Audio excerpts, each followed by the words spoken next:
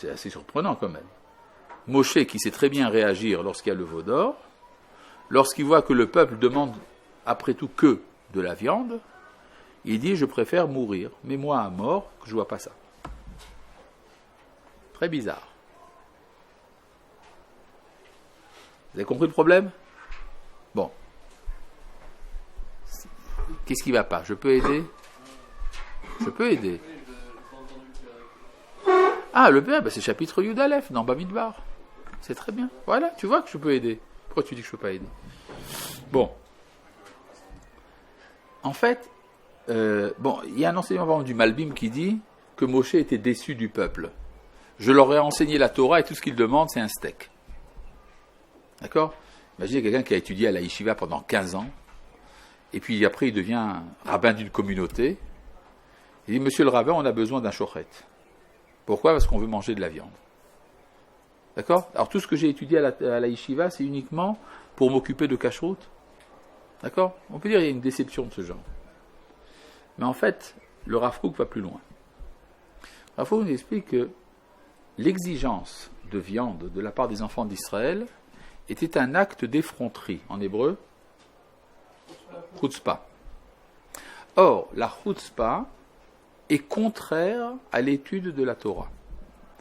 Pour pouvoir étudier la Torah, il faut une certaine honte, une certaine timidité, un effacement.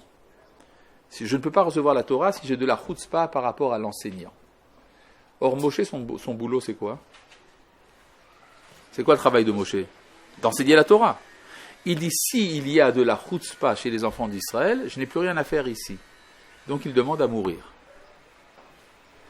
Le Rav Kook explique que c'est la raison pour laquelle il n'a pas pu être le Mashiach.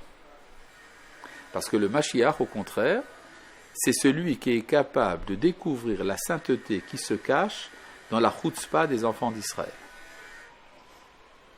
Effectivement, sortir de la galoute demande une certaine chutzpah.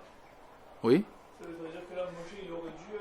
Oui, s'il avait été capable, il aurait été le Mashiach. Et en fait, il faut comprendre que ça va beaucoup plus loin. Parce que juste après, la sœur de Moshe, Myriam, lui reproche d'avoir quitté sa femme. Et la raison pour laquelle Moshe a quitté sa femme, c'est parce qu'il ne pouvait pas prophétiser en étant avec sa femme. Mais s'il avait été dans le degré d'Adam Arishon, il aurait prophétisé pendant la vie conjugale. Mais il n'était pas capable. Ça veut dire qu'il aurait fait le tikkun de toute l'histoire. Mais il n'en était pas capable. Ça veut donc dire que, ça veut donc dire que demander la viande pour Moshe, c'était de révéler la lumière de la Torah à travers la chutzpah, ce qu'il ne pouvait pas faire. Mais ça, c'est le travail du Mashiach. Le Mashiach vient de qui? Bien sûr, c'est un défaut.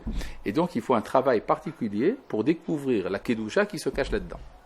Maintenant, remarquez une chose très importante. Le Mashiach, lui, il vient d'où? De nulle part. De nulle part? Plouf, il apparaît comme ça? Non, il est descendant de David.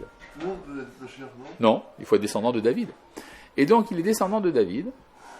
Par exemple, quelqu'un qui n'est pas descendant de David, il ne peut pas être le Mashiach. Zéro. Aujourd'hui, il n'y a pas une personne qui peut être Mashiach. Comment? Aujourd'hui, il n'y a pas une personne qui peut être Mashiach. Est-ce que j'ai dit qu'il n'y en a pas? Maintenant, donc, le Mashiach, il descend de David. David, il vient d'où? De Moshe. Un descendant de Moshe, David? N'importe quoi. Il y a vraiment n'importe quoi. Oui. De Yehuda. Et puis, qui encore il y a dans sa famille? Non, Korach, pas du tout. Hein?